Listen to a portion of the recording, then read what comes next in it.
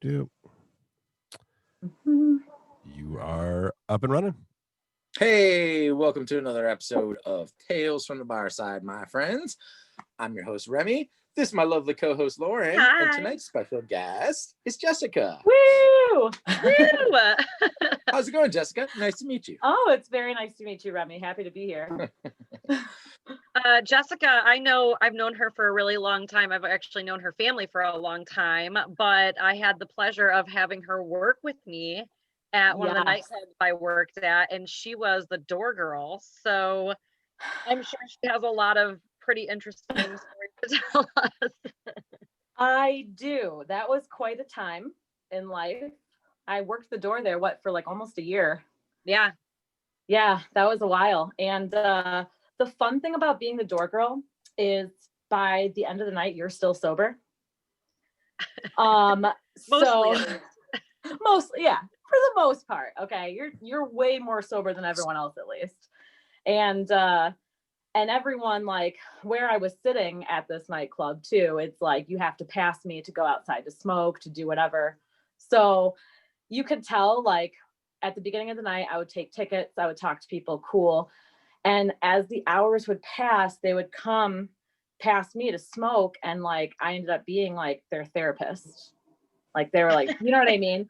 Every person was just like, you know what, man, you're a good listener. And I know bartenders, I feel like that's the same thing. Like, yeah, but unfortunately you don't have like the pleasure of being like, okay, I have to help this person now. It's like sometime you get to a point where you're just like, there is no line, nobody's asking you anything, and they're just standing there talking to you.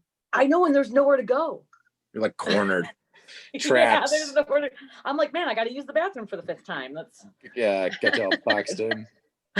Yeah. That is the nice thing about bartending, is that if somebody's telling an awful story or somebody is just like talking your ear off and annoying the shit out of you, usually another customer will need something before too long. So you've got a ready excuse, just like ready Right. to go. Yeah, exactly. And you're kind of just like stuck up there. Yes. So I'm sure that you had a lot of people be like, I'm on the list. Oh, dude. Everyone is on the list. Everyone knows the owner. They're like best friends since kindergarten. I'm like, that's so weird, because the owner specifically is like, listen, dude, these are the only people I want in on the list. Yep. Do not let anyone else in. Yeah, and they would like watch and make sure. It's like, why are you letting this person in? It's like, especially when you have like regulars or something, it's hard because most of the time they do get in for free. For like certain shows they would, but then there's like these really big shows that cost a lot of money, and it's like there is no guest list. Like, yeah, you really have to get to know the crowd, like being the door, because you have to be able, I feel like the owner has to be able to trust you to make your best decision in that moment. If this is just a regular night and there's someone who comes and spends a good amount of money and stuff, like you should know that, and you should just let them in for sure. If it's a bigger thing, then you got to be a little more strict, but yeah, no, I think I've just seen, and the bar that we're talking about too is right off the main road, a very, very prominent, busy road. And so even just sitting at the door, looking at the road, like, it's a town where there's a healthy nightlife. And you just saw the craziest things, man. Do you remember that one time? Go ahead. Do you remember that one time that chick, it was like last call, and she parked right in front of the bar? Oh my, well, that happened all the time. Right, which you can't park there. Like, you're either going to get hit. It's a busy street. Yeah, dude, it was insane. And she was like, no, I know where to park. And I was like, you should not be driving, but also you can't come in here. Right. I'm like, I'm also not going to let you in. Right. It's also like 2 a.m. and you're just like, no, I'm going to do it. I'm like, cool. And then somehow she got in, and I don't even remember how. And then started talking about it. I know every cop in this town. And I was like, sweet. You want me to call one? Yeah, right. Let's see how many of them you actually know. Exactly. Oh, that's the one I don't know. We're going to take you home. The other thing too is that you were like, so the bar had like an upstairs level and then like a basement level. It didn't go upstairs again. It was like downstairs. So she was at the very, very top of the stairs, and it's surrounded by other bars. So you're not even just dealing with the people inside of our bar.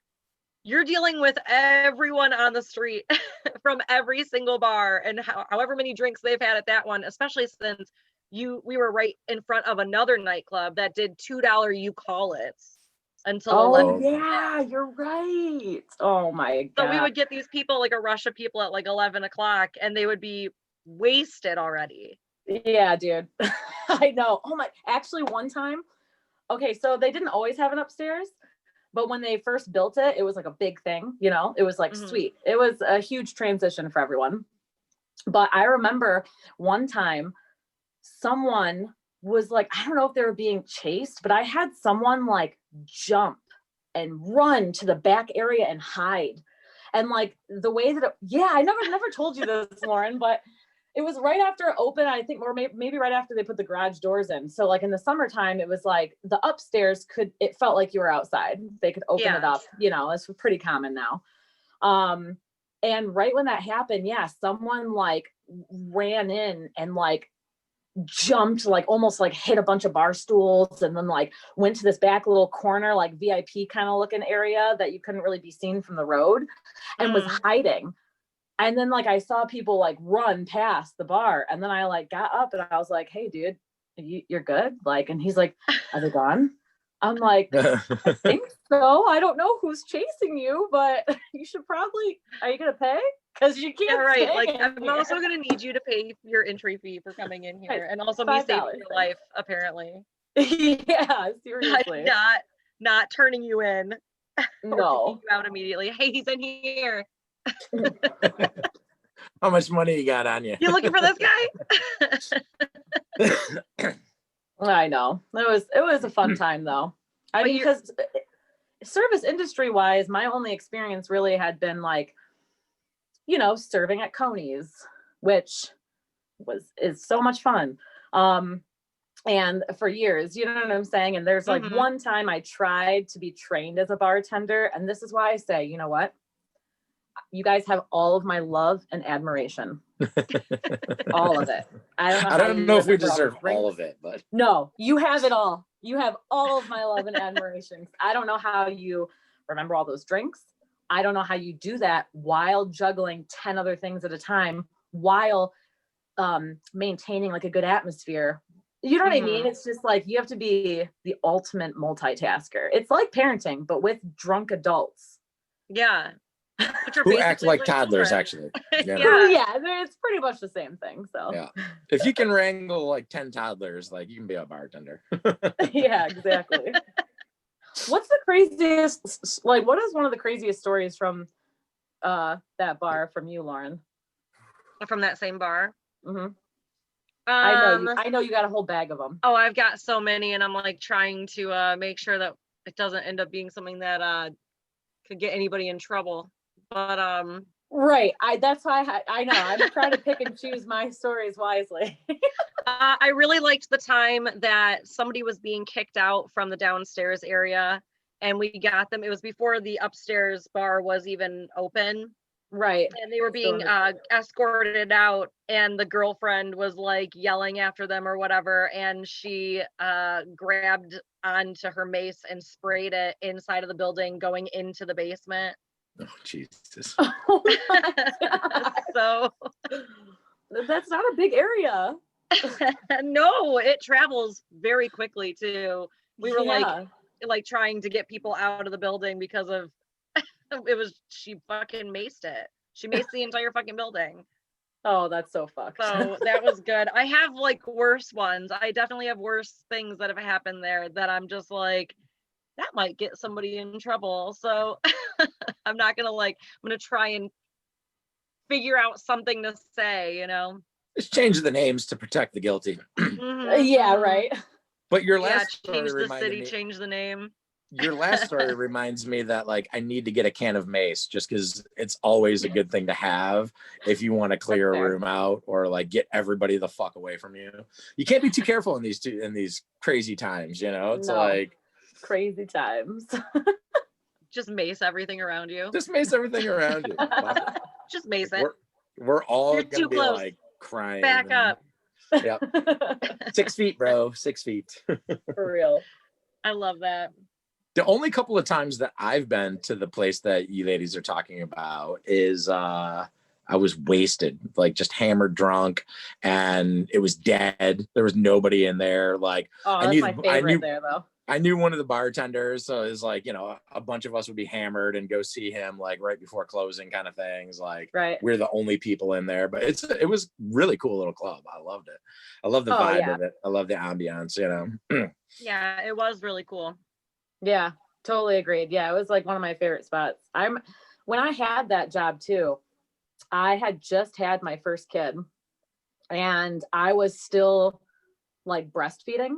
Here, I got a good embarrassing story on myself. There you go. So I was breastfeeding, and if there's any parents out there, holla at the moms. All right, if you're out there, you know that when you're breastfeeding, if you don't pump or you don't feed for so many hours, you get engorged, which pretty much feels like your tits feel like a giant bruise that like in their hard as rocks too. Okay. No. So I forgot to pump right before I came into work, because pretty much like the way that it was I was able to have this night job and then their dad would take them while I was at work. So I'm working the door and I'm like, feel it. And I'm like, oh my gosh, like this is not going to be good. Right. A couple hours go by.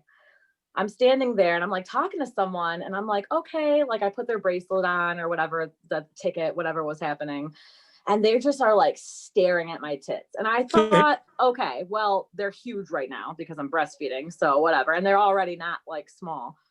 So I said, that's fair. But then I looked down and I had leaked all over my shirt and I just had giant wet spots.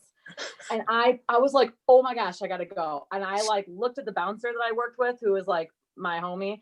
And like, I ran downstairs and went to the owner, because like the owner has kids. So like, he understands, you know? So I like went to him and I was like, dude. And he was like, Jessica. And I was like, I know. I'm like, do you have an extra shirt I can borrow? And we did though. Yeah, no, it was great. I still have that shirt. It's like one of my paint shirts now. That's great. Something in black, I hope, to like not show the wet spots anymore. Yeah, it was black. It was black. No, it's perfect. Still went right through. I remember that happening and I was just like, oh no, what a terrible thing to have to experience. I know. Cause I was, Oh and I my didn't tell you that, God. I would like sneak into one of the bathroom stalls and like try to like pump myself pretty much. Yeah. And then like run back up. I'm like, I don't know what is happening. Why am I doing this? And finally, when you like weren't breastfeeding anymore is when you like left. I like, know. oh. I know. I would have like that one after shift fear and then like go home and like, oh, Whoops. Oh, there we go. I'm back. Yeah, no, that was nuts, dude. That was such a time. I know, I loved it. That's the other thing is like I worked at like a nightclub out in Ann Arbor, and it's like I felt the same way about both of those places while being there, where it was just like, you know, I feel like this is home, and it's like I'm working with a bunch of my friends, and like I looked forward to coming to work, you know, and then like you start working somewhere else, you know, the grass is always greener, you know. Mm-hmm. And you start working somewhere else and you're just like, why the fuck did I ever leave? You know, one good person leaves and then everyone else starts, like the trickle effect happens, you know. It's true. It takes like a balance. It's like, I mean, because I feel like when we were both working there at the same time, we had like such a good crew. Yeah. Everyone was so great, you know? Mm-hmm. And like when the shift was over and we all could have a beer together, it was like the best time. Yeah. Everyone that like, I like having a place like that where you just like feel like you're part of a family. I know, Remy, you and I have talked about that a few times, like what it's like to have like a good family crew, you know. Plenty of I places always I've wonder, worked why at. did I leave, you know? Yeah, plenty of Right. places I've worked at that were like that. Plenty of places that I worked at that were not like that. And when you're Same, working at yeah. a place that isn't like that, and you walk in and day one, you're like, oh shit, these people don't have a clue what's going on. Like, these guys Right. suck. You're like, what have I gotten myself? What have I done? Dude, how long have you been in the industry, Remy? Oh shit. I got my first job in the industry 20 years ago. Hey. So, and it's, it's an on and off again love affair. I've gone and done other things. Like, there was a time when I hated serving and bartending so much that I actually went and got a job jackhammering concrete. Like, it was that years dire. of just like oppression from it. You're like, I will get it all out now. I'll never do it again. And Right. my first day, it was like 102 degrees in July. It was, that was a pretty awful job. And still I was like, yeah, I needed to get away from service industry for a while. You get burned out on it after a while, and then you leave and you come back and you're like, oh, this place is shitty, just like the last one. Right, I know, but it has the part of your heart. You're like, oh, I kind of I don't recommend, like, when you jump back into it, I don't recommend Mm-hmm. going corporate. Like, that's just a bad choice. No. Yeah. Like, no. I haven't served or bartended in a while. I want to go someplace where they're watching me like a hawk and trying to catch me slipping up, and a manager is standing over my shoulder watching me pour from a jigger. Like, fuck. Oh, that sounds like a nightmare. That does. So don't. Well, I don't imagine like recommend if every time that you were at work, you just had someone standing there the entire time telling you like how you're supposed to be doing it. Oh wait, you did. That's exactly what happens to a door girl. Yes. Literally have a whole bunch of people just standing there telling you why you're not doing your job properly. 100%. But you know what made it easier is there was 2 bouncers I always worked with, at the door, Mm-hmm. and they made a huge difference. Like, working with them. Do you know what I'm saying? Having a tight security team that is like cool with the people that work there is really important, because I know a lot of places that like get like a security company to come in, and they don't ever build like a relationship with their bartenders or their servers or their door girl or their barbacks or anything. And I've always thought that like if you have somebody that's just like one set crew that's there every week, and you have like those, there were times where I didn't even have to tell them that I was having an issue. Like, they could see it in my face, and then they were like, oh, gotta go over and check, or they would just come over and check on me. Yeah. Just making sure you're good. A security team is really important for a bar or a nightclub or a restaurant. Well, yeah, because if you get to know the people, then you can already pick up their like nonverbal cues if there's something wrong, then that's better for the business, because then you're not creating a scene. You don't have to step away from the bar to be like, yo, dude, gotta get this motherfucker out. Like, they can just see it. They're observant. They're good. And yeah, all the dudes I work with, they're just like super sweet. We built like a relationship. You know what I mean? So like, too, if there were people that were like being too pushy about getting in, without paying and stuff like that, they could help like handle it. Cause like I can hold my own, but at the same time, I am like really nice. Yeah.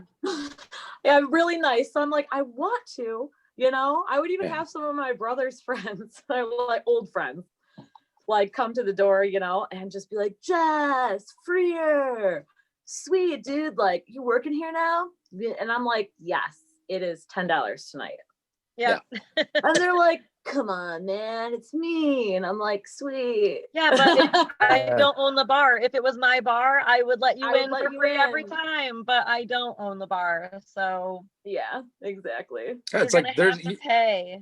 It seems like the best way to explain that to people is just like, look, the owners have set it up to pay to get in because they've got to make their bottom line. It has nothing to do with me. And if I don't charge you, that's my job. So I'm just doing my job. Like, I know you, I don't know you, I love you. Basically, I have to pay the difference of whatever number this is off by. I was going to say, yeah, it's not like I have to count the money. I mean, if we have an expected, you know what I mean? And like, you keep track of the number of people that you let in.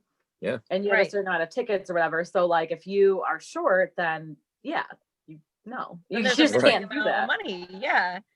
I know. And it's like not a like hard concept to if it's like short a little bit, whatever. But when it's short by like a lot, then it's like you have to question, like, why is it so short? Right. Like, what is happening at the front door that I'm not making my bottom line, but I had more than enough people to make my bottom line. Yeah, 100%. I had to deal with door girls there where, it was like half of the money was just, I was watching people just walk in every night, 20, 30 people without paying. And I'm just like, see, that's crazy. I was so and paranoid I have about that. a guest list that's 100 people, Right. like. Yeah. Well, and that's the problem too, is like if you have this extensive guest list and then everybody finds out about the guest list or knows that there is a guest list, they know, hey, my buddy's on the guest list, so I'm with him, so I'm on it too, right? And people are going to take advantage every chance they get. It's like, right. It's very true. And it's funny because I feel like I was so not paranoid, but I was like, so like, this is my job. And like, it was like the first time I had like gotten to go out and work since I like had a kid. And so I was like, dude. And I was working with like Lauren. I've known Lauren since I was like 12. You know what I mean? So I was like super excited to be working. And working at a nightclub that's really popular with lots of really amazing DJs. I was going to say, and it's like, I love that kind of music. So, and I've gotten to meet some of like my favorite, Detroit DJs through that job, So I was like, so about it that one time there was a promoter that came to the door and I was new. So like, I didn't know this promoter yet, but that's another whole aspect of being a door girl is like, there are like a couple promoters that help promote certain nights. And so they give you a guest list on their own, if it's their night that they're promoting or if it's, their gig. And I had no idea. I had no clue. And so this dude comes up and he's just like, hey, what's up? I'm, whatever. And here's my list. And I was like, cool. You're not the owner though. Right. And he, you know what I mean? I'm like, was trying to be like, oh, look at, and I was so proud of myself too. That's what's messed up. I was like, yeah, I've been working here for like a month and I'm standing my ground. I'm not being too nice. I'm like, yeah, dude, I don't know you. You got a list? Cool. And then the owner came up to me and he's like, Jessica, take the list. Like he's a promoter. He's like doing a night. And I was like, I am so sorry. He said, wow, if I can do anything for you tonight, you let me know. I hope you have a fantastic night.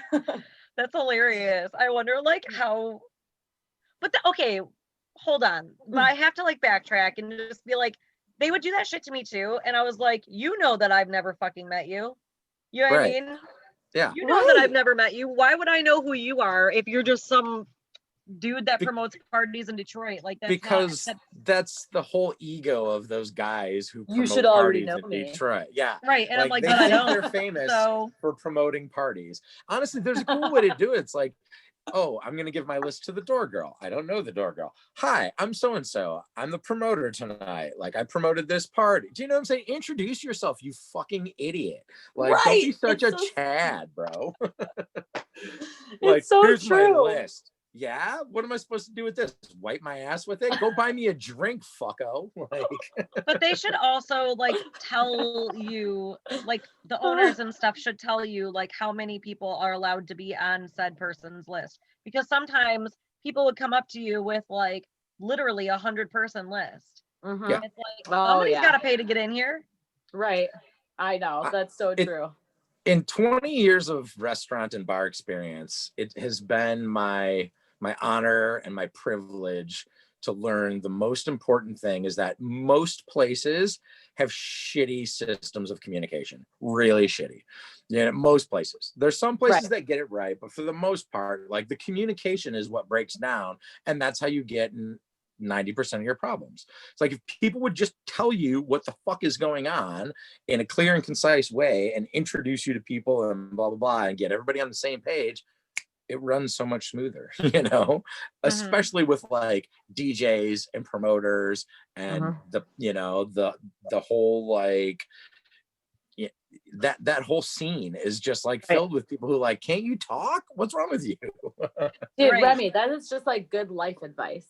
Every discourse that anyone's in, communication, whether you're a teacher, whether you're a bartender, right? You know, Yeah, and for that's sure. true. That's why I liked working there at that time though, because I feel like because everyone had such a good relationship and everyone, you know what I mean? Like we all knew each other, or like we put an effort to get to know each other because we're all working and we're all just, we like people, you know?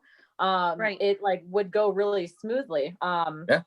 Because I would hear, after I left too, I remember like there were a couple of times, Lauren would call and be like, dude, I got like this new door girl or this new bouncer or this like whatever, you know, and just be like, it's just not the same. There's no communication. Yeah. Yeah, there's just a breakdown in communication between all of the different things. And there was like a sweet spot when working there that everyone was like on the same page, you know. There was like this little like 1 year sweet spot, you know, and it was great. And it was like Val and Noonie and, you know, I like, know. Oh, everyone was just great. Like Chris and Renee, and, you know, it was just like Monica, like all these people were just like so great at this time, you know? Yeah, that's so true. I feel like that about a couple of my jobs too. I was downtown and there was a sweet spot for a couple of years at the Hard Rock where just like everybody knew their shit. Everybody was great. We were all friends.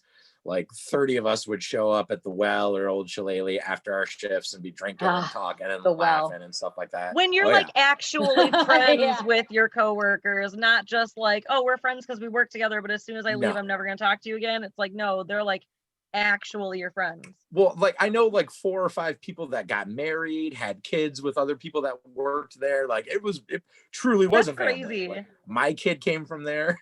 You know, it's like, that's how Val and Noonie met. Yeah. They've been on the show a couple of times. Yep. Yeah, because I remember, I'll never forget that night. I had just started too, and then Lauren was like, dude, do you know any attractive single women who want to come be a shot girl tonight, you know? And I'm like, do I? I'm like, do I? Like, do I? I'm like, I got the girl for you. She's great. She's super funny, you know? And so, like, I called Val and she came in, and then Noonie was working and they met, and then they had their reception there. Yep. 2 years later, they were married. You're responsible for that marriage. That's awesome. Well, that's the thing is, at the time I wasn't going to that place, and they basically called me and said, like, you have to come. Actually, the owner ended up officiating their wedding. Yes. Oh my gosh, that was priceless. It was like me and the owner and like all the people that used to work there, and we're all there for this private party for their wedding, and it's like it was like a reunion, you know. It was really crazy. It was very, very cool. I loved it. See, romantic tales from the Barside. Exactly. Sometimes it is. Romance is part of life. Yes. It's usually more sex, drugs, and alcohol for the bar life, but sometimes there's a little romance too, you know. But like, randomly someone gets married from it. Yeah, cheers. Or a baby. I'll drink to that. Oh, probably more common actually, but yeah. No, like I said, from that one restaurant that I worked at, and there was a lot of staff there, but I knew of like 3 different marriages and probably like 5 or 6 kids. Oh my goodness. Yeah. Damn. That's so crazy. Oh my gosh. Speaking of children, you guys continue. I'll be right back. I have a child yelling my name. No Go problem. Get the kid. Yeah. This is a fun little trip down memory lane from your old job. Exactly. I love that. That. I love like hearing about the different positions though in bar and service industry in general. You know, like I know that we focus a lot on like servers and bartenders and stuff, but what makes a really well-oiled machine is all of the different components, and that comes down to everything, including door girls and barbacks and security and valet and you know, shot girls and go-go dancers and any other things that you can think of, coat check girls. You know, all of us are experiencing a different part of the same exact thing. Yeah, absolutely. And if you want a well-oiled machine, you have to make sure that you have good people in all those spots, you know? And it makes me want to open up a bar. Yeah, I know. It definitely, I think about that often. I'm just like, man, like a bar, like working, I miss being back at my bar, and I miss all the different components of it, that things that I never thought I would miss. I didn't know that I missed, you know, dealing with drunk people. or that was a same perfect music, time to come back into the that. same music every night, or the fact that I having to dress up every night. Like when we first started the podcast, I was talking about one place that I worked where we had like a theme night, and I hated it. I hated having to dress up every night, and now I'm like, oh man, I wish I could be at this place dressing up every Saturday. Oh, it doesn't help that we're in a pandemic, so I feel like all Right. of us are like, there's no reason. Welcome to our podcast for the last 9 months. I put on a bra for this podcast. I did it. I was like, you know what? I don't put on a bra for any other reason now in the past at least 8 months, but I'm going to do it tonight. That's funny. She had to go like grab one and dust it off. Remy's like, I did too. Yeah, like, well, no, I didn't wear one, but I have not worn a bra in the last 8 months either. Oh my That's goodness. amazing. Remy, I'm so happy for you that you put on a bra tonight. I know, we're really proud of you. I could use one. The COVID-15 starting to get me. I got the COVID-20 apparently. My moobs. Holy shit. Same. We all do. No, we're all in the same boat here. Basically, for the first 3 months of quarantine, Lauren and I, kept it rolling. We're having fun, and we were doing this. And then after a while, it just got to be like, oh my God, we're just talking about how much we miss our jobs now. Yeah. And it sucks. And we really do. It's like, I would give anything to like go. I just really at this point, I would love to go guest bartend somewhere for like a night. Yeah, even for one night. Just a night. Like that would be so much fun. Like a private party would be cool. That would be so dope. Sorry, my dogs wanted out. I definitely would. Yeah, I miss it. I miss working. I really miss nightclubs actually, because since the pandemic and everything, I have gone to like bars before, like I went one time to meet up with my friends over at Tipsy's because there was like nobody there, and it was like, okay, I can sit inside of a bar and not be worried about it. And that's fine. But that experience of a nightclub is something that probably won't be around for a really long time still. And it's been almost a year since I've seen like a nightclub legally open. I use the word legally in there. Legally, I was going to say that's the key word. But I have not been to a nightclub that is illegally open. I've seen a bunch of them, but I've not been to them. But, I just miss that atmosphere of like, going and like partying, and like you see people popping bottles and the music is loud and everyone's dancing. No one's really sitting down. It's kind of just like you're all intermingling, dancing a lot, and I just miss that. I miss it a lot. Me too, a lot. Same. And I never thought I would, because when I worked at a place like that, it was every weekend and I fucking hated it. I'm like, I'm here because of the money and I'm good at what I do. And like, yeah, I'm cordial with the people and there's a lot of regulars and I like a lot of the people, but like it was top 40 nightclub. So it was like not my cup of tea when it comes to the music. Like you can turn this shit down anytime you want to and I'm fine with it. You can stop playing fucking Justin Bieber anytime now, and I'm fine with it. Like, you can stop playing. Yeah, I mean, it was just whatever the top 40 flavor of the fucking minute was, is what they were playing like 3 times a night. And I was just like, I want to shoot myself in the face. I hate this fucking music. But that being said, like, I miss like dumbass college kids fucking like coming up and ordering one beer and then turning around to their buddies and being like, you guys want shots? You want shots? And I'm like, there's 5 other thirsty people standing around. They're just completely oblivious to them. I'm like, bro, have your order ready when you come up to me, man. Like, it's your turn. Fucking make it count. Let's go. Right. So it's like every annoying thing that before you'd just be like, fuck this. Why am I doing? Is now kind of like, oh, I kind of miss being annoyed by people who are demanding my attention and feel very entitled. Yeah, I mean, you get to be a hero like every 30 seconds by choosing someone, like you're next, and they're like, yes, finally. Yeah. As a customer, you guys are the heroes. I just want you to know. Yes, we try to be. Plenty of people would tell you that is not the case. Right. Well. I've only got 2 hands. Yeah, right. I'm sorry. Exactly. I don't know what to do with my hands. And coming up to the bar at like 1:58 to ask me for a round of 15 shots, and you want them to not just be something straight poured from a bottle. You want them to actually be like shaken and stuff. Like, not gonna happen. There's 300 other people that thought of the same idea as you. Yeah. To come up and grab a drink last minute, you know. Sorry, bro. No lemon drops at 1:58, especially Right. 15 of them. You want some tequila? I've got plenty of tequila I can pour for you. Mm-hmm. You want some whiskey? I got whiskey. You want me to shake something? Go shake your dick.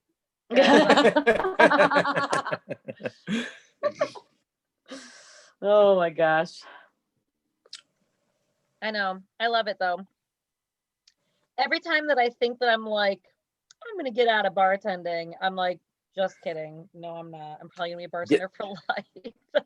Well, and the other thing, I miss the money. Like, I have not been making the same money as I was back when we got shut down. And I think the comeback will be even stronger. I mean, it really will be, but like, when do you get in? Do you know what I mean? Like, this pandemic just keeps getting, it's like waves. I'm saying like next year. Yeah, I'm thinking not till 2022, probably. Same. Oh, you guys. It sucks, but that's the reality of the situation, is that like they didn't handle the first shutdown right. They didn't handle the reopenings right. This whole country is completely just like fucking everybody's doing whatever. We don't know. I was just in New York a couple of weeks ago and it's a ghost town. It's fucking dead. Dude, it totally is. Closed. Okay, my oldest brother just moved back from New York and I helped him at the end of the summer. I helped him move back. Me and him live together. And when I went there, it's like two of my brothers have been living in New York for, in the past 10 years, 8 years. Mm-hmm. And every time I would go visit, it's like, I mean, I could never live in New York, but I absolutely love New York. I love it. And actually, I'm sure my oldest brother has many stories bartending because he was a bartender for a Oh my God, yes, we should have him on. I was going to say, you should have him on because he's like bartended in New York and he's got we were talking before I got in the podcast. I was like, Jeremy, I'm totally going to be on a podcast. And he's like, oh, do that. He's like, I got some fucked up stories. I'm like, yeah, tell him to contact me. All are welcome. Yeah, I was like, you better call Lauren because I know you do. I know. But yeah, going there, it was super weird. Like some of the smaller boroughs were still kind of doing stuff, but like the streets are so narrow. So like every restaurant and whatever who's trying to do some type of patio thing, because this was at the end of the summer. So people were still outside and whatnot. Yeah. But like it made the streets even smaller, right? Yep. And then you actually go into like Manhattan and like the bigger areas and there's everyone with money was like, I'm going to stay here. Yeah, no, they're all upstate. I'll go back anywhere and I'll come back later, but like I have money, so I could just leave. But me and my brother are just talking about how the service industry specifically got so like musicians and the service industry just got totally fucked, especially in New York. Yeah, And it was like, oh, sorry about your luck. Go fucking find something else to do. Like, okay, I guess so. Meanwhile, in Florida, it's like, what pandemic? There's no pandemic going on. Nobody wears a mask. Nobody does shit. Like, I'm sure some people do. And I haven't been to Florida, but I know a lot of people who have. And it's just like, you see pictures of people partying in Miami like every fucking night with no masks on, not a mask in sight. And you're just like, okay, I wonder where the hot spots are. Like, yeah, for real, it's nuts. It's nuts. I know, and I know people that are like going to Florida and then coming back, and I'm like, what are you doing? Why are you doing that? Maybe don't. I know. And then they get COVID, and then it's like that bad South Park episode where it's like the BP company. We're sorry. We're so sorry. I know, it's sure, so bad. dude. That's hilarious. What a weird time to be alive, you guys. I know. It is. What a time to be alive. Yeah, for real. It is so bizarre because it's like, I'm kind of just like, I've never ever had this much time off work. Yeah. Right. Ever. And I can't even do anything cool. Right. Like, Yep. And then how am I going to go back to work and be like, by the way, I need on 3 months, I'm taking a vacation. Like, you just had a year-long vacation, girl. Like, it's not a vacation if your toes aren't in the sand and you don't have a drink in your hand. All right. That's not a vacation. I do have a drink in my hand, but my toes yeah, are but you're only halfway there. Yeah, right. It's not the full package. Okay. We also need a scene. Like, honestly, my weekend in New York, it was a mini vacation, but it didn't really feel like a vacation because you couldn't do shit. You know, it was like all the restaurants were closed.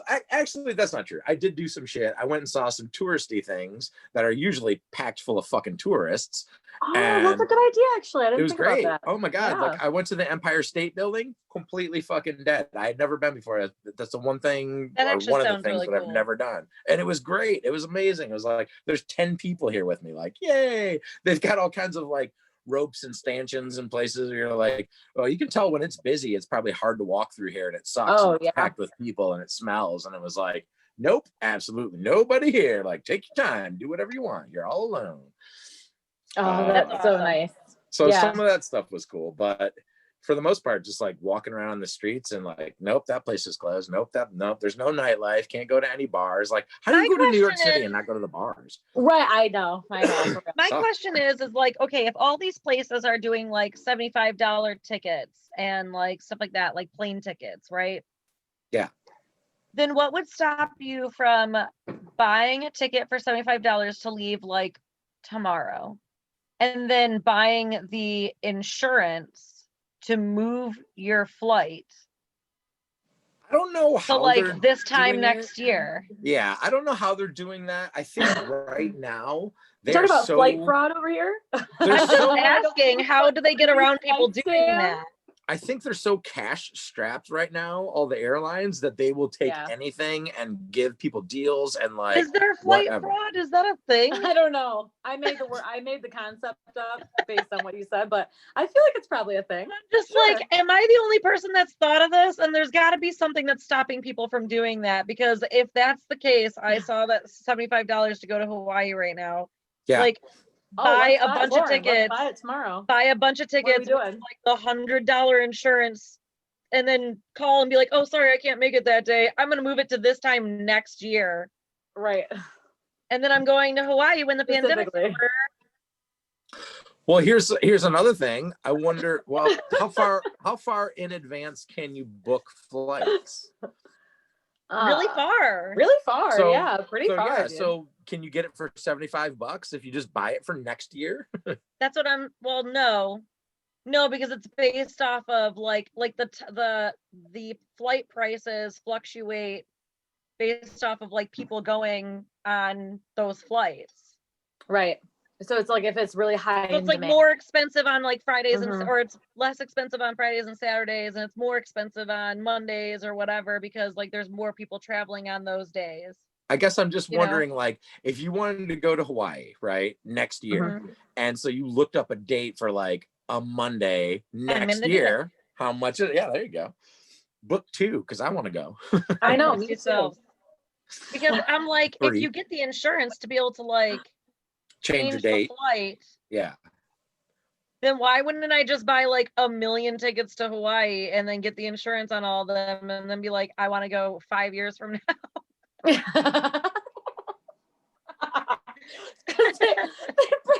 Lauren, maybe not 5 years from now, but next year, in a couple of months. I love how you're trying to figure out. You're trying to figure out a way to corner the market on like airline tickets. That's awesome. This is like insider trading.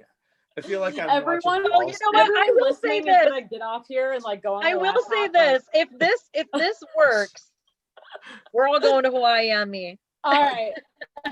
Cheers to that. That sounds great.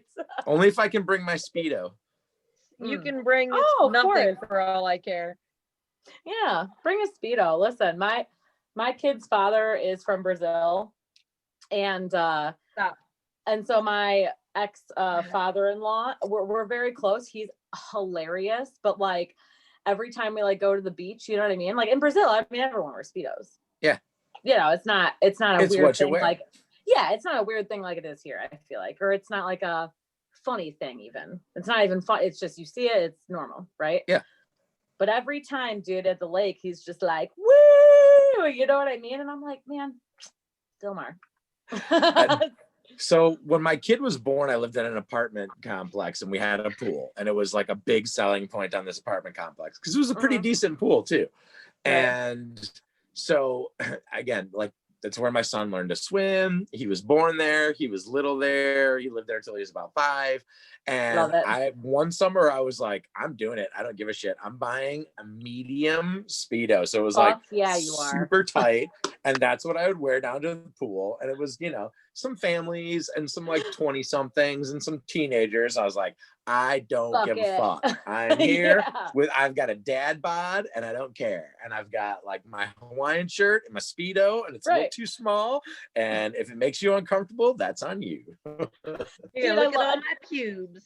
Yeah, and no one's gonna, if you have like your kid too and you're just like walking down like, what's up? Here's the bar. Like, you know, everyone's gonna be like, that dad. He's probably lost it anyway, so it's fine. I just acted like I was trying to get the most tanning. Like I didn't want the board shorts tan to where it like is awkward tan, right, like you're completely white from the knee up, you know. And fuck that. Right, that sucks. Agree. That's fair. You guys just make me. I wish it was summer. Just talking about this. I wish it was summer. Here, hold on a second. I'll fix that for you real quick. We'll do something about the summer. Oh yes, good. Please. Okay, so check it out. That's right, Remy. Thank you. I found this one. I'm just like, I was like, okay, I'm gonna book it for like 2 weeks from now, just for saying, right? Yeah. Okay, so I found one round trip. Everything is $490, just $490. Okay, so it says free ticket changes. Okay. So what does that mean? What are like the rules? Yes. We're getting to the bottom of this. Yes. We are. I'm getting to the bottom of this today. Okay, because if this is a thing, like legit, I'm about to call a couple of my friends up. I'm about to call Bea and Caitlin. Shout out to Bea and Caitlin if you guys are watching right now. I'm calling you tomorrow. All right? We're booking to Hawaii. Because why not? Yeah, right.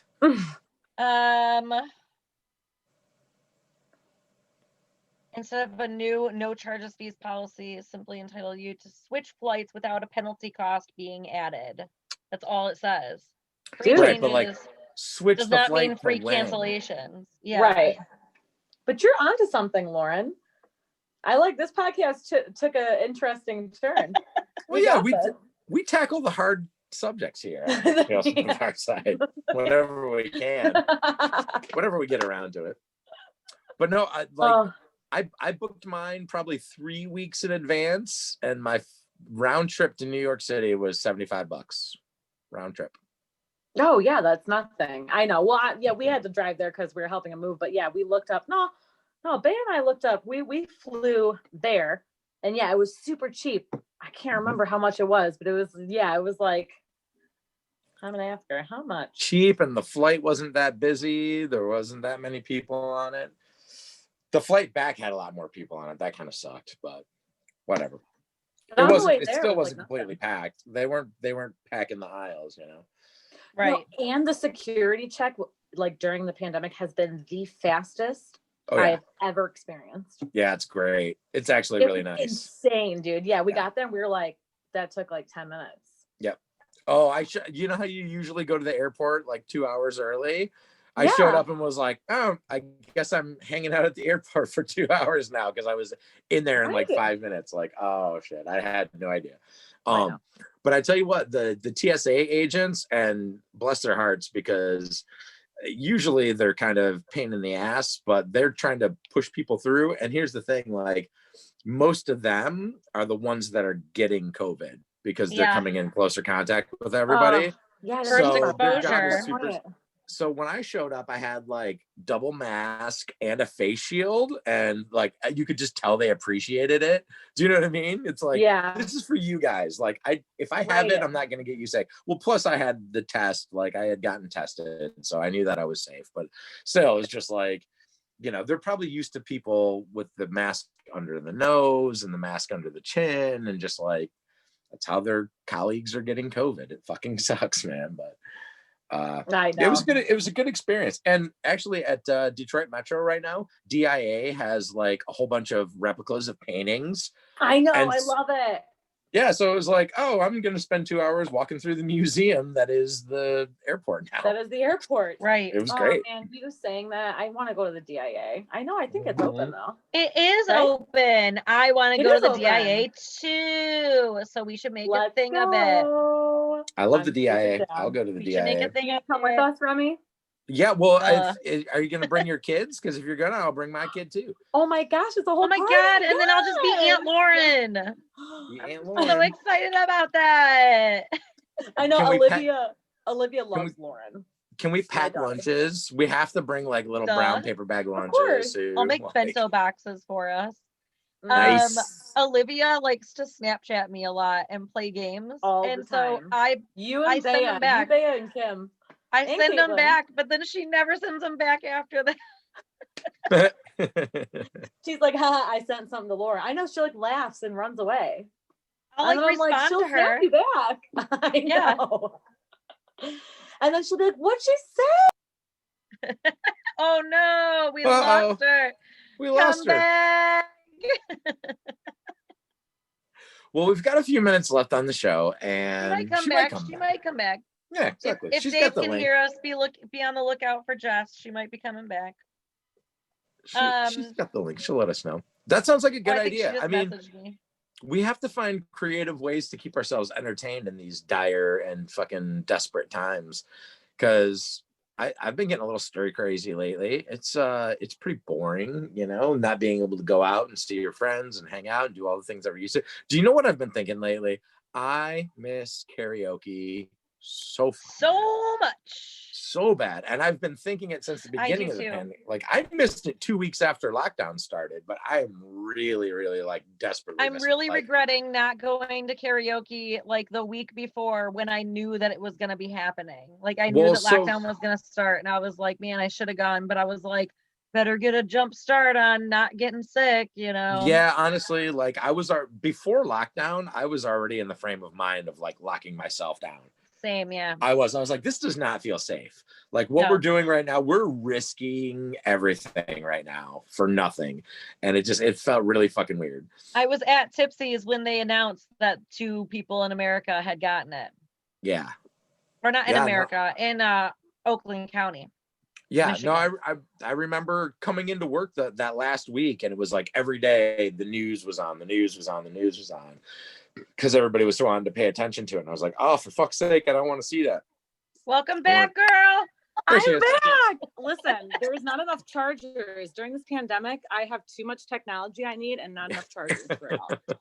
Okay, I've been understandable. There. Oh my god! I literally carry my one phone charger from every place I go because like all of them have become trickle chargers instead of like the lightning ones.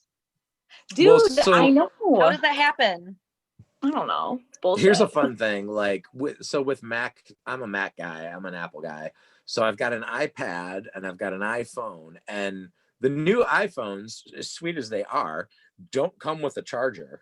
Like it comes with a cord, but not the cube. Not the cube, dude. I know. Yeah, why though? Well, because they want you to buy one. But anyways, my iPad has a big cube, and so it charges my iPhone really fast. So that's nice. Like, I'm like, haha, Apple. Like, I got you. I'm just using the same. So Apple, they're grubbers. They're money grubbers, and I don't like that. Yeah, but their cameras are sweet. Take really good pictures. Yeah, dude.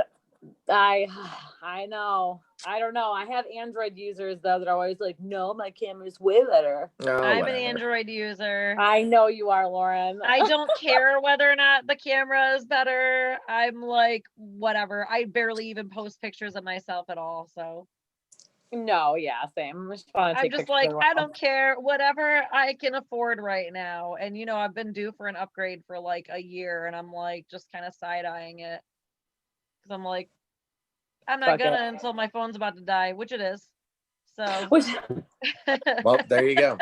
But I'm also a broke ass bitch. I'm a babe, so hey. Same, aren't we all? I mean, story of our life, everyone's life right now. Same. Yeah, 100%. I know. I told my mom I was like started student teaching last week, and she was like, "Wow, she doesn't know a lot. I love her. God bless her soul." But she's like, "Oh, Jesse, you're student teaching?" She's like, "So how much are you getting paid for that?" And I was like, "I'm paying for it." Yeah. I paid to go like, there. It's part of my degree. It's part of the 60 grand in debt I'll be. Damn. Worth it. You get to shape and mold those little minds. That's what makes it all worthwhile. Well, yeah. If you're a teacher and you're listening right now and you're trying to go into it for the money, run now. Don't do it. Because you're not doing it for the money. Okay. If you don't have a passion for kids, take a hard pass. Yeah, absolutely. Yeah. 100%. All right. Well, we've reached the end of our hour. We have, and before we get into like, trying to solve the economic crisis and the teaching crisis and like fix all the world's problems, I think we'll just say cheers to another good hour of Tales from the Barside. Jess, it was a pleasure to meet you. It was a pleasure to meet you too. Come back You're a friend on. of the show, and you're you. welcome back anytime. Any of our fans out there, if you've got a story that you want to send us that we might read on the air or we might not, you never know. Lauren's got an email address that she might throw at you or something. We sure do. Ooh. It's barsidetales@gmail.com. Barside, TALES, tales@gmail.com. Send us your stories, send us your thoughts. We'll read them. I know we got a couple. I'm going to go through them when we have enough to kind of make like a episode about it. We're going to go ahead and read them out loud. So until then, we're just going to keep on holding on to them. So you guys better start sending them. Yeah. Or just tell us whatever, write in and say that you hate the stupid fucking hat that I've been wearing for the last year. Don't care. Or like, tell us anything. You hate my backgrounds or just like, no you can't stand my voice, whatever. Like, be nasty, be fun, like get creative with it. We're down with any of it. Anyways, Jessica, you're welcome back anytime. We love you guys are such a pleasure. Thanks for coming on. Dude, this was so much fun. Thank you. We'll see you guys next week. Bye.